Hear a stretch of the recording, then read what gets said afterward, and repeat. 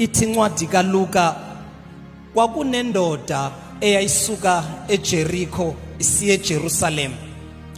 Yafike yahamba endleleni, ithi kulendlela yafike yabanjwa zigebengu, zayithathela yonke into kulendlela, zayishaya kulendlela, zayibamba inkunzi kulendlela, zamshiya half dead kulendlela.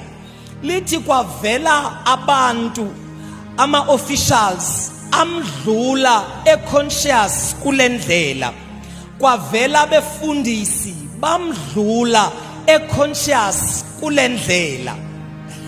Lithi iBhayibhile ekugcineni kwavela good Samaritan.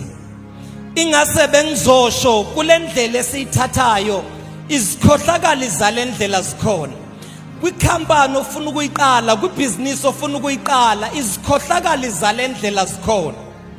Abantu abangcolile bakhona kulendlela, abantu abanga appreciate bakhona kulendlela, abantu abasizile abasazokujikela bakhona kulendlela, abantu abazokubackstabber bakhona kulendlela.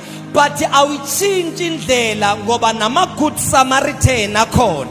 Lithi kwavela good Samaritan lambamba, lamgibeza phezu kwembongolo, phezu kwedonki, lamphuzisa iwine, lamphuzisa amanzi, lamgcoba neoil kulendlela.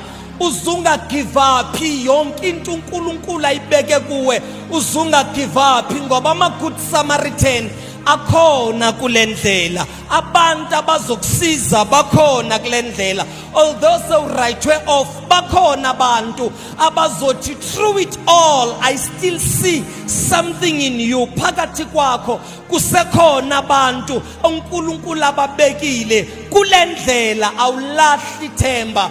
Bakhona abantu ngo-2025 abazoku uplifta kwakulendlela. Sanibonani.